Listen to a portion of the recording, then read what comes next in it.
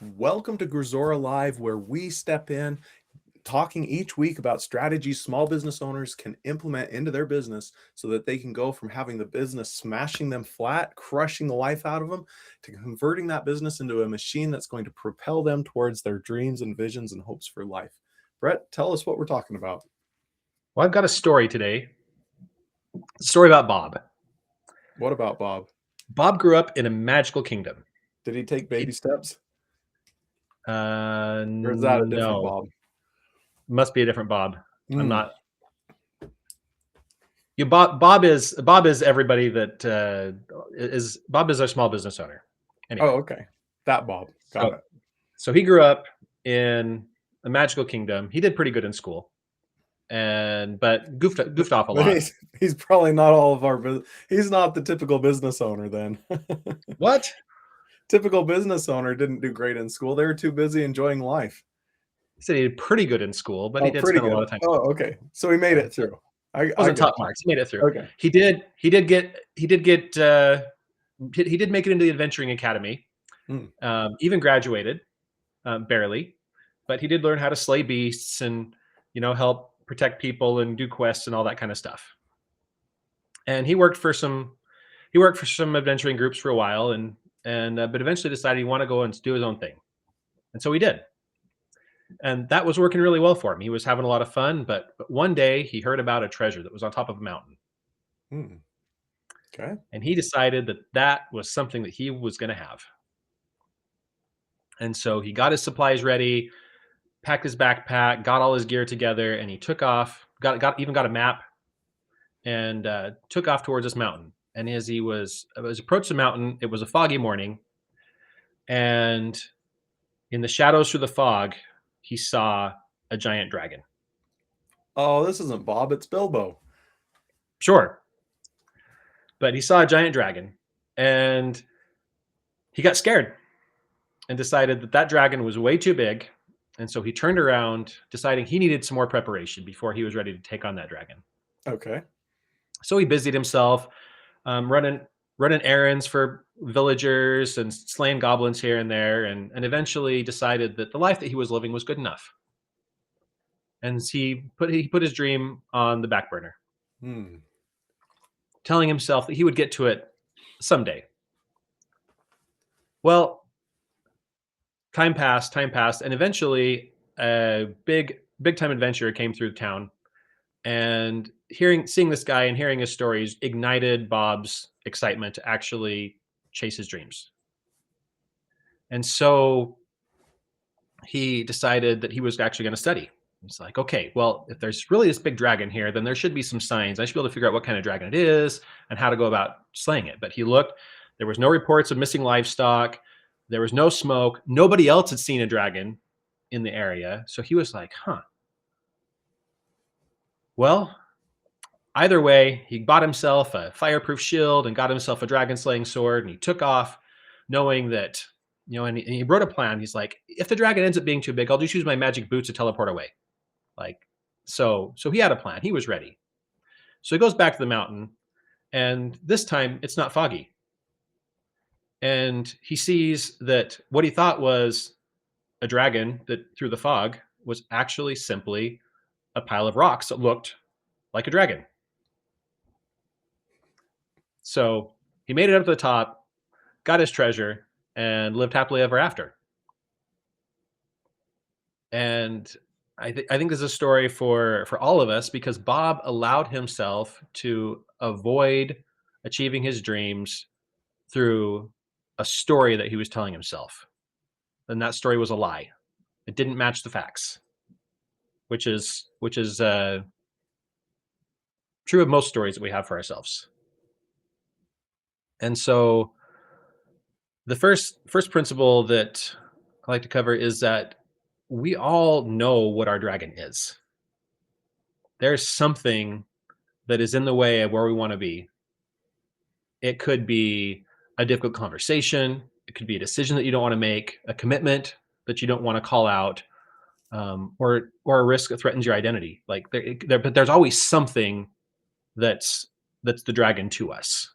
And if we're not willing to figure out how to slay that dragon, or get around it, or whatever we need to do to get past it, then we're never going to be able to achieve the treasure that we have set our sights on, which in this case is the life that we really want to build, the business that we want to build. Um, and so in order to do that, we've really got to learn to separate facts from the story. Hmm. And so the facts, they're observable, they're verifiable, and we can actually measure what's there. Whereas the story is our interpretation. So when Bob saw a shadow, that was a fact. His interpretation was that it was a giant dragon that would eat him. And when you don't separate those two, then you can take that story and make terrible, terrible life decisions, or delay achieving your goals if you ever decide to achieve them at all, um, because of a story that And has no basis in reality. there's something critical that you brought up in that, and it was an assumed detail and an assumed fact. And that assumed detail and that assumed fact was Bob had some association with dragons in his past. He may have read books about dragons, he may have seen pictures of dragons, he may have watched a scary movie about a dragon. Somehow, Bob had some association to dragons in his past. And that's a critical component because we all use our past to tell the stories of our current and our future. And so if we're not aware of what's in the past and we don't know how those are actually playing into what we're doing right now, we have no clue that we're being controlled by all those things in our past. If Bob had never heard about dragons, had no idea, had never had the concept, when he saw that shadow, he wouldn't have had that instant association to a threat. And so we need to, as business owners, be aware of that that's a major factor. Our past experiences are going to come back to haunt us and they're going to influence the stories we tell ourselves. So we have to be aware. If we were bad at doing something once, our body is going to warn us, hey, you were terrible at that. You can't do that. Total lie in that moment at that one time, maybe. The same thing. So, anyway, please continue. I just wanted to call that out for everybody to recognize that Yeah, that's where the dragon came from. I mean, it could be public speaking, or doing sales calls, or anything where we've had a bad experience that can further influence us. Um, but to really bring this home, I want to talk about the three types of dragons, Okay. that we might face. So the There's first the type, fire dragon, it the water dragon, and I don't know the third one. well, so the first one is a pseudo dragon. Okay. So these are essentially just stories. There is no real dragon, and they're sustained by vagueness. And as soon as we get the facts, as soon as we really look into things, these kinds of dragons, they vanish. They just go away. Yeah. And in Bob's case, that's what this was. And so sometimes the dragon could be, I can't raise my prices. My customers wouldn't pay a higher price. Well, have you done any experiments? Have you actually tried? And as soon as you put some facts to it, you might realize that this dragon you thought that was in your way isn't isn't even there. It looks like you had 100%. a story to share. I've got a couple of stories actually that tie right back into that. And it goes back to that pseudo dragon. Once we create that story, our brain, our body, our emotions, all those things will actively push facts out of the picture that don't align with our story.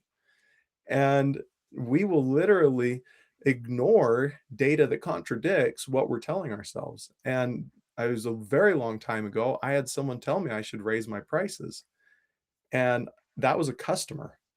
So literally people I'm doing business with that I'm sending a bill to are saying, raise your prices, charge me more, charge me more. And at that time, I told myself that same story. Oh, I couldn't raise my prices. My customers won't tell me. Wouldn't ever pay more.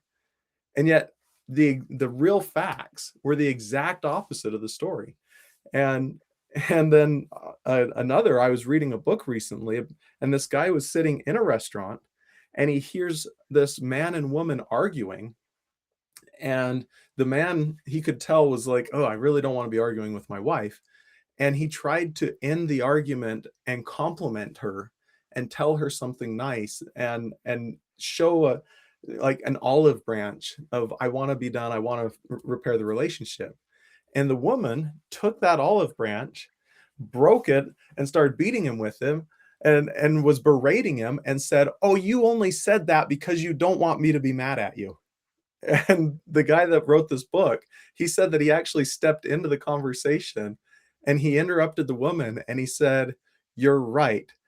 How arrogant of that guy to say something nice to the woman that he loves to try and fix the broken relationship that he broke. The audacity of that gentleman is terrible." Something to that effect, right? And Yeah. so he took that piece of data that she twisted, threw out the window and morphed and repaired it and said, "Wait, woman, you've got this all wrong. That piece of data shouldn't be showing that he's trying to fight with you. It's that he wants to repair the relationship." But when we're emotionally charged, we will take that data, throw it away, ignore it, bend it, twist it, whatever it is, to bring it into that story that we're telling ourselves in that moment. Yeah. So one thing that I have found that helps a lot of people is simply to take that story and actually write down what are the facts? Like Mhm. what actually happened? So that's the very first question you write down. Like what actually is going on? Like what is this dragon? Like and then the next question you write down the answer to, what am I making it mean? Hmm. So that you're trying to separate with those two questions, you're trying to separate the facts from the story. And you might realize as you're like, what am I making this mean? You might realize that some of the facts you wrote down aren't actually accurate. And so you'll go back, you go back and adjust. And then you write down, what am I afraid will happen? Hmm. Like what am I actually afraid of happening? And then what action am I avoiding? And what's the actual risk? Like what's the measurable risk? What's a worst case scenario? And what happens if I do nothing? And when you go through and you actually write down the answers, now writing is critical. It's not just talking it out, because talking it out we can stay more abstract. But when you actually have to put something into the written word, it forces our minds to be more objective. Well, and it crystallizes the data into a way that we can't keep twisting it and rerunning it, because once it's Mhm. on paper, we have to move to the next step. And a lot of people get stuck in a loop of just thinking that same thing over and over from 100 different angles. So anyway, that is yes, that's exactly right. Good addition. So the real thing that has to happen, you pull out a piece of paper, get a pencil, and physically write the answers to these questions. What actually happened? Only the facts. What am I making it mean? What am I afraid will happen? What action am I avoiding? And what's the actual measurable risk? And when you do that, most pseudo dragons will die. They'll just disappear. Wow. Um, And when because you you say realize. the actual measurable risk, do you mind giving someone some clarity on what that truly means? We go back to the higher prices. So I can't raise my prices. My clients wouldn't pay a higher price. Okay. So what actually happened? Well, nothing. I haven't actually tried to raise my prices. Okay. So you don't actually have any fact there. But or maybe you do. Maybe in your situation it was a customer actually told me that I'm too cheap. I need to raise my prices. I have dozens of people telling me that I should raise my prices. Okay, well, that's a fact. What am I making it mean? Well, these people, am I making it mean that they don't know what they're talking about, or like what story are you telling yourself in that situation? Um, and then what am I afraid will happen if I raise my prices? Well, I'm afraid I might lose some customers. Well, but you're also telling yourself a story in that, because do you have to raise your prices on your existing customers? Could you try on a few new customers? Does it have to be a blanket across the board, or can you run an experiment? Like, so the meaning that you put on this and what are you afraid actually happened, those can be kind of meshed together as well, because there's multiple ways to actually gather facts if you don't have them. And if you already have the facts, oftentimes that'll be enough to solve the issue. Or let's say that the issue is you've got an employee that's just not living up to your expectations, but you're scared of losing them because they run a critical part of your business. Hmm. You're worried about having that conversation. It's like, well, what happened? Well, they're not meeting my expectations. Okay, you could write down exactly what those are. What am I making that mean? Well, I'm making that mean that they're no good, dirty, rotten, and not really giving me what they promised they would give me. Okay, well, that's what I'm making it mean, but the fact is they're just not meeting my expectations. And actually, as I look at it, I actually haven't really clarified my expectations or the role that they've had. They started meeting the expectations, but the role they have has shifted, and I haven't yet clarified what the new expectations are. Hmm. Right. And so I'm making it mean that they're cheating me, Hmm. but that may not even be the case. What am I afraid will happen? I'll have a conversation and they'll quit. Well, if I'm not happy with them anyway, what's so bad about that? Right. But if I have this conversation and then what's the worst that could happen? I mean, and that's where the threat comes in. Oftentimes, I mean, if what you're afraid will happen and like the actual measurable risk is you might die, then step back and take some serious thought about this. But what we're talking about in business, we rarely have that situation where you're actually going to die. I mean, unless you made some kind of deal with uh, uh, you know, backstreet loan shark or something, you're not going to get your kneecaps broken in most situations, And even then, you're still not dead. You just can't walk anymore. right? So so oftentimes just going through those first three things, like what will you be like? Well, I'm actually not afraid of anything happening here because I want to replace the guy anyway. But what happens? So what am I avoiding? I'm avoiding having a conversation about it. So you have the conversation, and you end up finding out that the employee had no idea, and as soon as you clarify the expectations, they start living up to them. Wow. I mean, how often does that actually happen? A lot. And if it doesn't, well, then you're no worse off anyway because you haven't been happy with the performance. You replace them and you deal with the fallout. Definitely. But you get rid of the dragon, and it allows you to move forward instead of staying stuck. Right. Right. I love it. So, what's our next two dragons? So the next dragon is a real dragon. It's something that doesn't go away just because you bring clarity. And so it could be a situation where you have a high performer who does their job well, but they're poisonous to your company's culture. Hmm. Like, and so I mean, those can be difficult people to replace. But if you don't replace them, then you're slowly allowing your whole business to erode. It um, could be letting go of a legacy offer that you've had. Um, it could be a transition. It could be again. This could also still be difficult conversations. Oftentimes, the pseudo dragons, as soon as you bring clarity to it, they just disappear. These real dragons, they stick around. It's like, oh, my cash flow isn't where it needs to be. Okay, well, now what? Now you've got the clarity, but that doesn't make the problem go away in this case. Yeah. And so, but once you bring that clarity, you go through basically the same steps. You get the clarity, and then you name what's required to fix this, or what price do I have to pay to make this go away? And then you compare the price that you have to pay to make it go away with the price of not doing anything. And oftentimes, when you actually compare the real prices, again, you do all this in writing, Hmm. you find out that the cost of inaction is much, much higher than you thought it was. Now, is this something that someone can run through in just a few minutes, or do you recommend people take a little bit more time to work through each one of these stages and steps? I think it can certainly depend on the individual and the situation, but this is something that can absolutely be done in a handful of minutes. Okay. Like this is not an all day event. This isn't something that you need a 3-day retreat for. Like this is Hmm. something that you can sit down right now and you could start writing out the answers to the questions. You could start, what is the facts? What are the facts? What's the story? What am I making this mean? What am I afraid will happen? You could do that right now in 5, 10, 15 minutes. You could have identified your dragon, found out if is it a pseudo dragon or is it a real dragon? And if it's a real dragon, you can name the price of inaction and the price of solving it. And again, oftentimes we completely undervalue the the cost of inaction, the cost of not doing what we need to do until we write it down, and then we can see it. Because as humans, we have a bias where we will work twice as hard to avoid a loss as we will to make an equivalent gain. Well, not only that, but we also have a bias towards not taking action.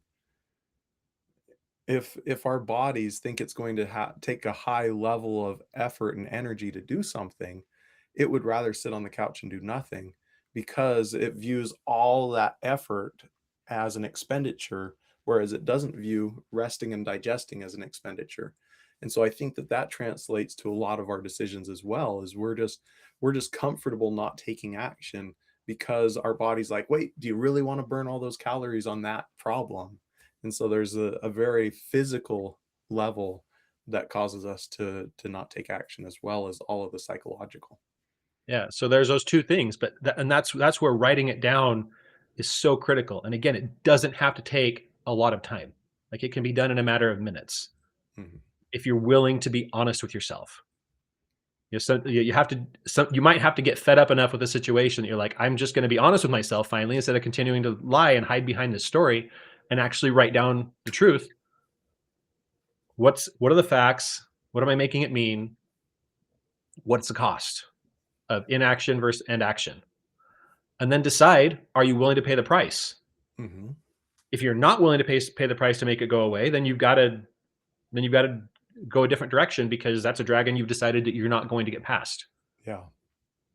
But if you're willing to pay the price, then bite the bullet, pay the price, like get it done, and schedule when you're going to get it done. Like That's an important point set a date.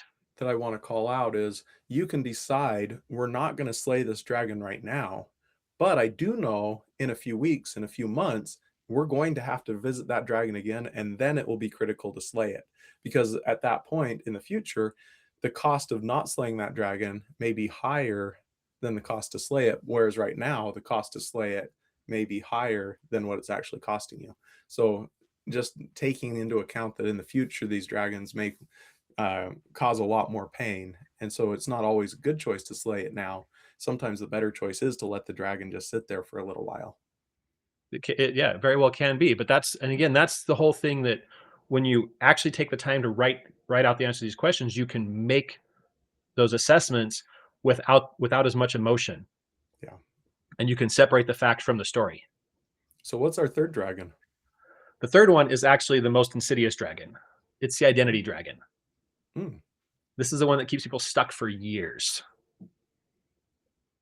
So, for example, the business owner that thinks that is stuck being a technician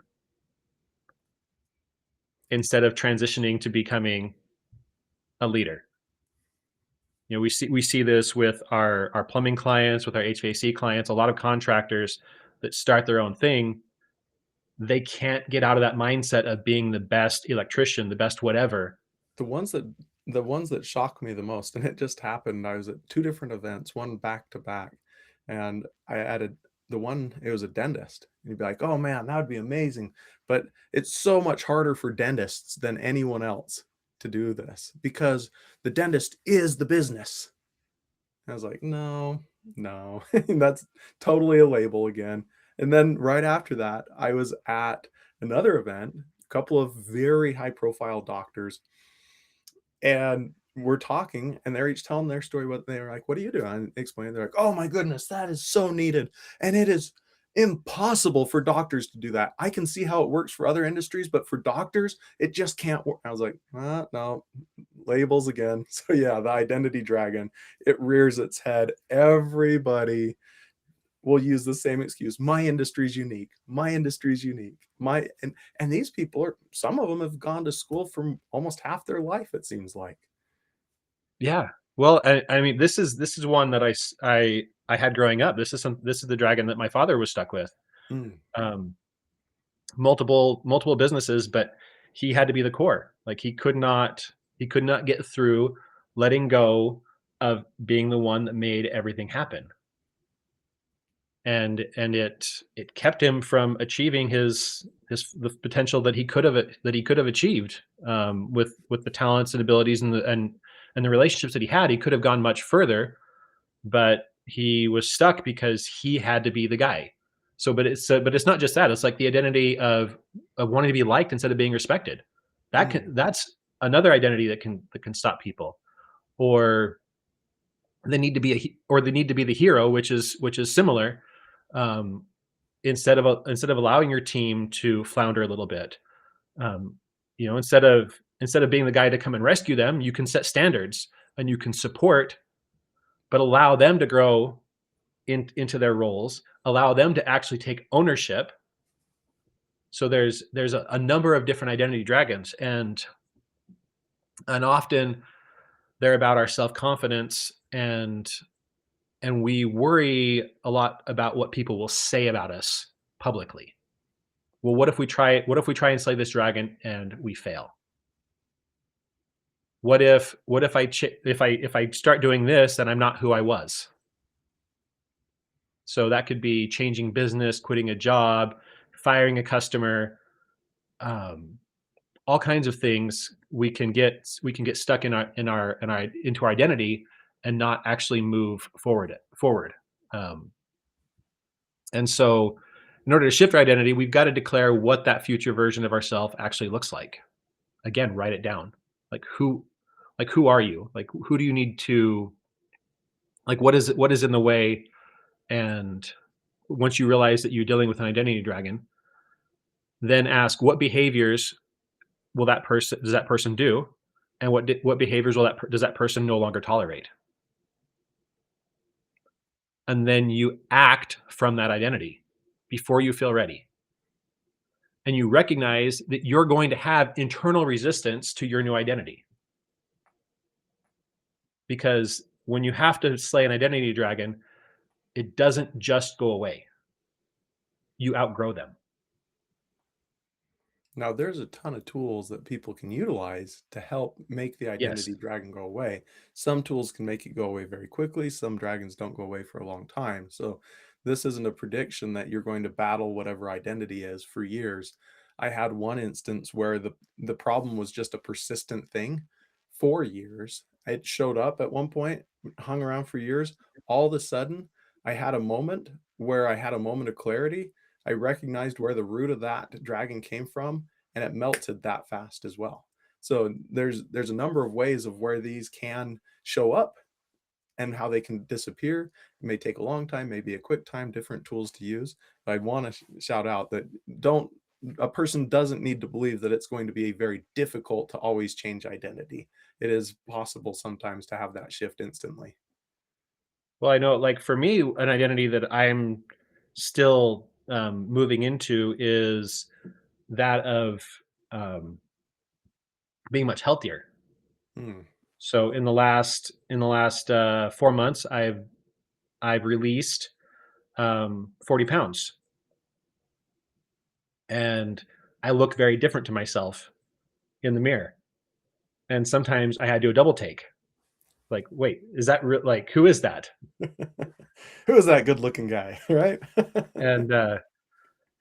And so and it's like, what is it? Can I actually be this thin? Like, is that okay?